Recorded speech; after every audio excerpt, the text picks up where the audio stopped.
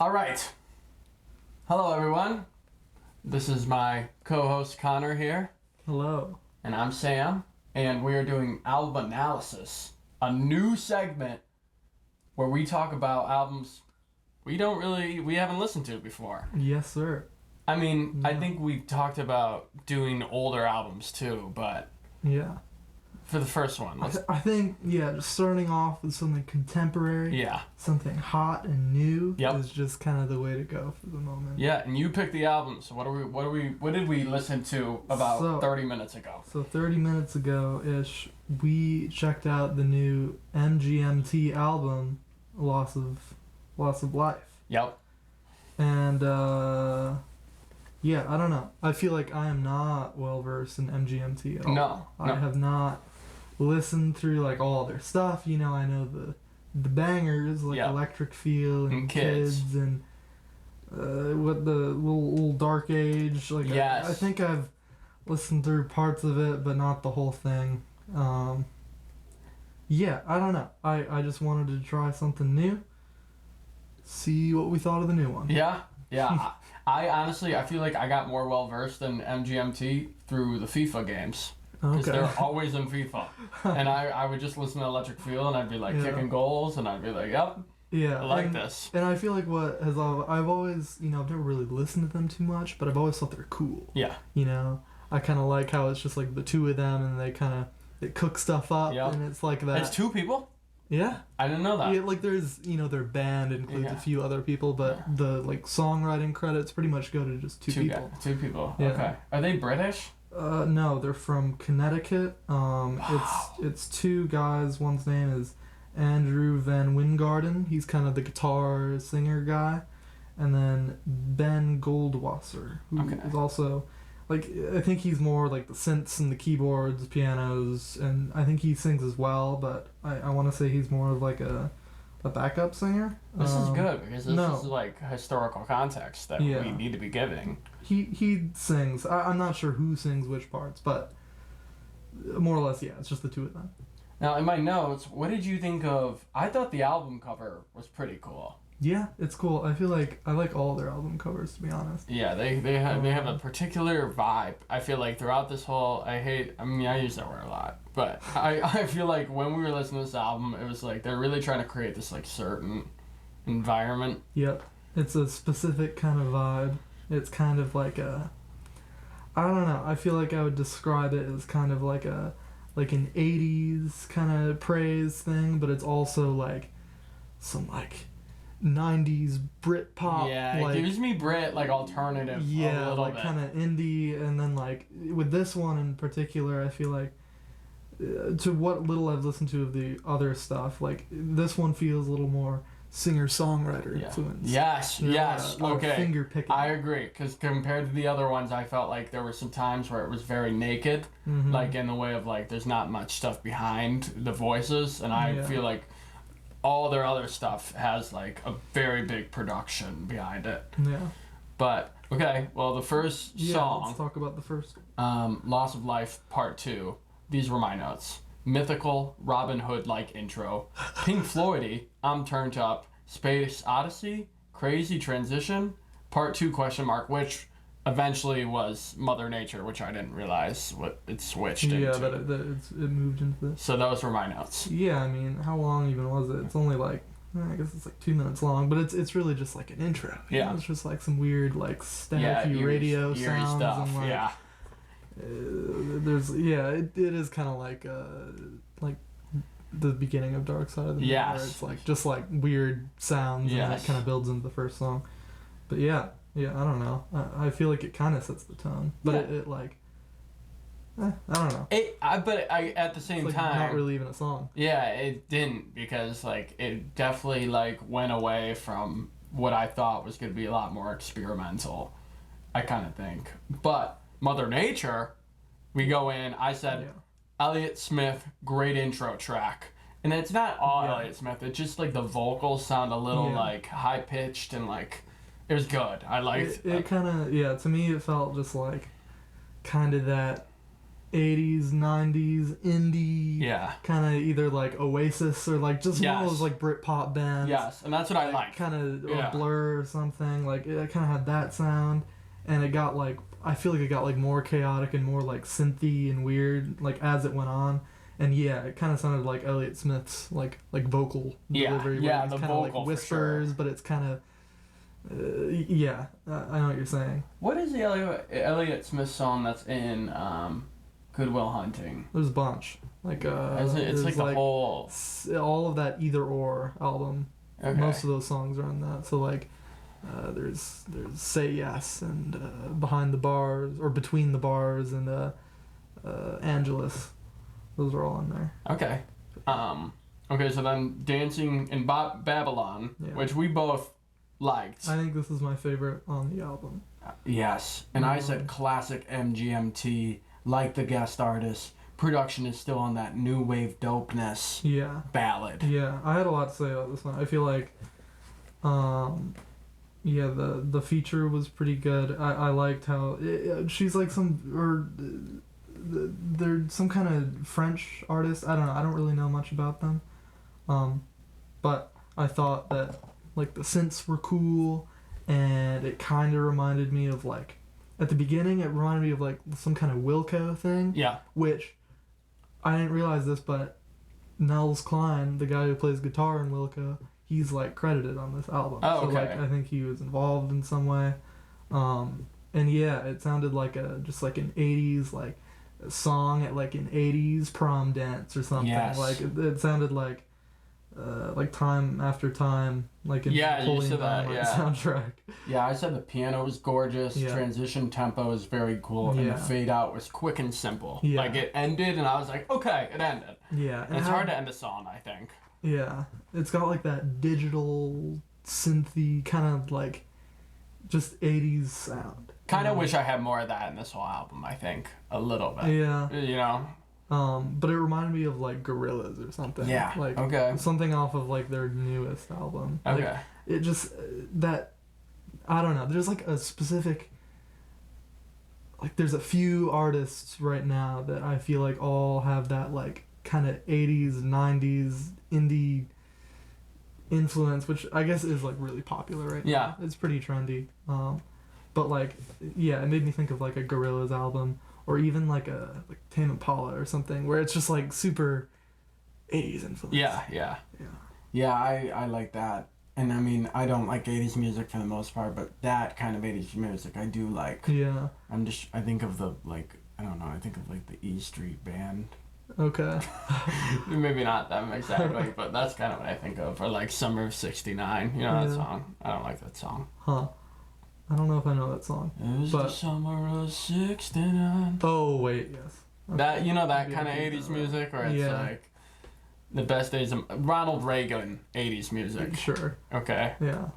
And then the last thing I was gonna say was there was like a cool bridge towards the end where it like got faster and like more driving, and I thought that was cool because that was like a good break because all of it was so like slow and ballad-y. That's awesome that we agreed on the transition. I was like transition tempo, very cool. You used it a little more technical. Okay, People in the Streets. I said that I like that I'm hearing the emphasis on the voice. The instrumentation is there's not much, and that it kind of works, but it's also my least favorite song on the album. Yeah. Could have used more of that fun drum. There was like a little bit of a fun drum there, and it wasn't throughout the whole thing. This one was very like. This reminded me of like an early 2000s like pop punk kind of quiet thing like.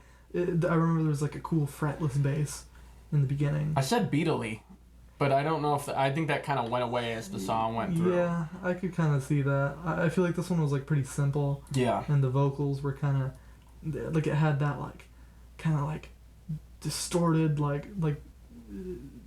early 2000s like indie kind of something like the Strokes album. Yes. You know how his voice is kind of like distorted and like it kind of sounded like that to me. And then there were like those like during the chorus when it had those like chord hits, it reminded me of like the Tears for Fears, everyone wants to rule the world, like that, like those big chord hits. What do you think of that song? Do you like that? Yeah, I think that song's amazing. I feel like anytime you hear that song, it's like, doesn't matter how popular it is, you're like, welcome to each. Yeah. That's such a bang. Yeah. Okay. Yeah. Yeah, and then it like got pretty like chaotic towards the end, but I feel like it kind of like it's like too little, too late. It's just like too chill of a song. Yeah. I don't know. Yeah, like I didn't like it that time much. and place. Yeah, and then we got Bubblegum Dog. Bubblegum Dog. I said, "Yep, tell me what the truth is." Finally catching up with me, which were the lyrics, which I liked. And then Bubblegum Dog is kind of dope. Like the harpsichord, dragged. Yeah. It dragged. I think. Yeah. I think maybe a little bit, and it had some cool like it was very cool like rock guitar sounds. And I thought that was cool. I thought it kind of sounded like the Meat Puppets at first. Yeah, okay, I can see that. And the drums were they sounded cool. Like they were like distorted and just like thick sounding. Yeah. Yeah.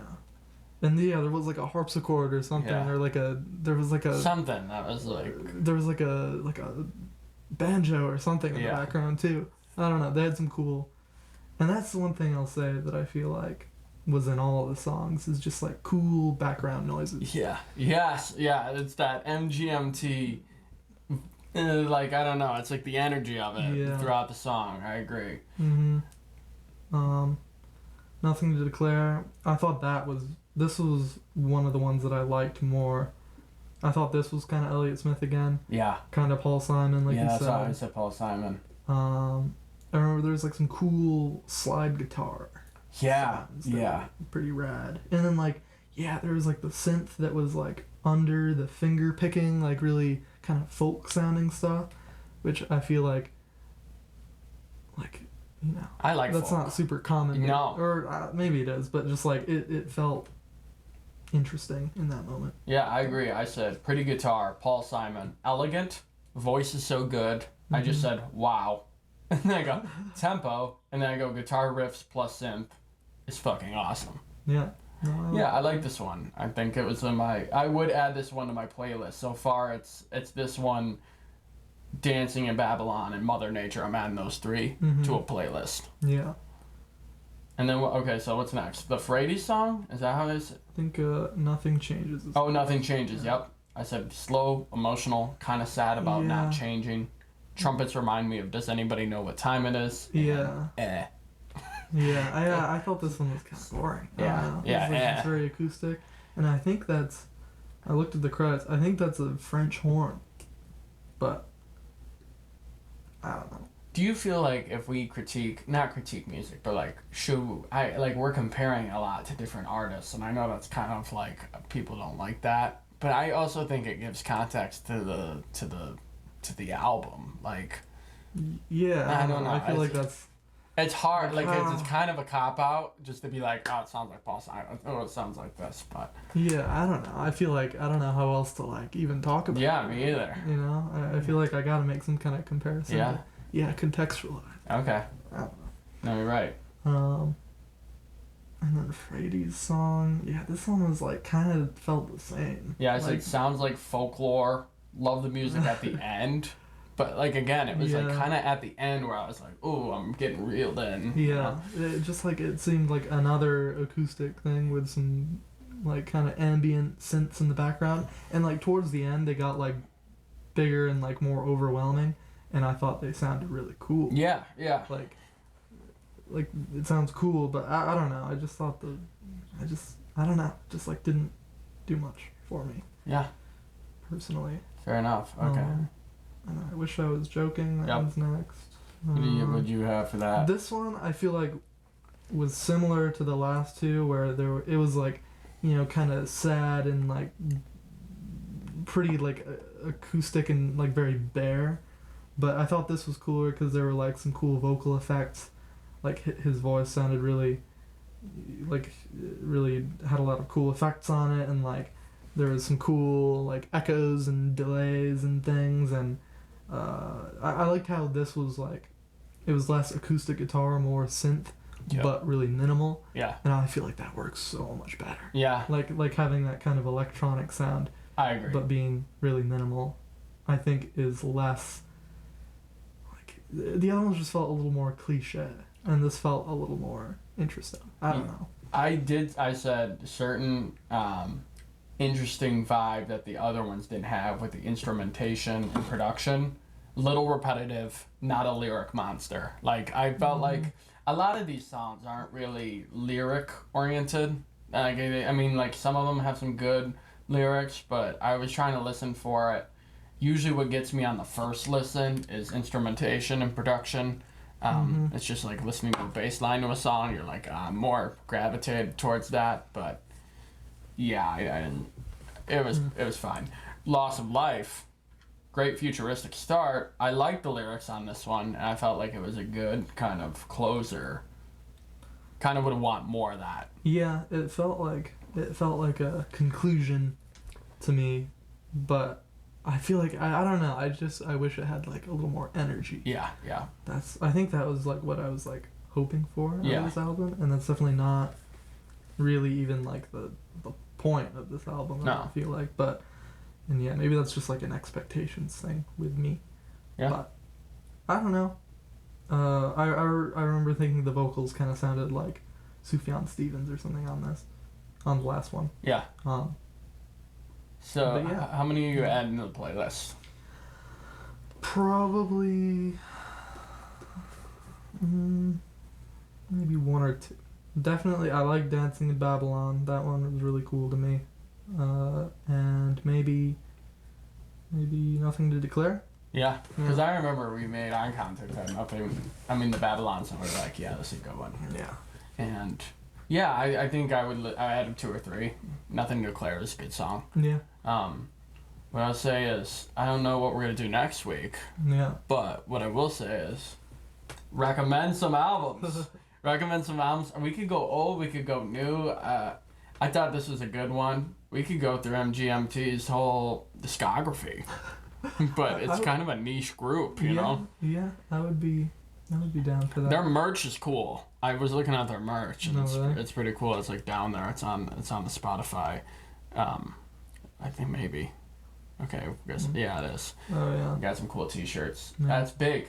No, and I feel like their style definitely like really fits right now, because like I feel like the synthy 80s kind of, but also like kind of punk sound is like super trendy right now, and like I don't know, it's cool to see like a band that's been around, because I think they started in like the early 2000s. Yeah, but only they've been really around. got like famous kind of in the 2010s.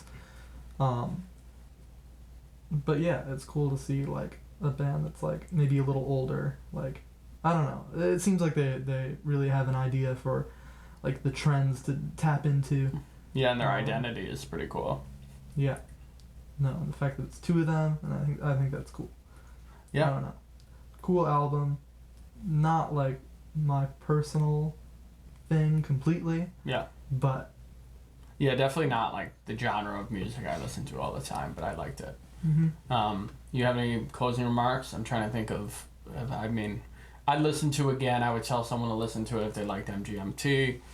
yeah. But yeah, I'm not. It's not. It didn't blow my mind. I bet for the MGMT fan, They probably think that's crazy. yeah, they're probably Yeah. into this, you know? Maybe it's like a little less high energy than some of their other stuff.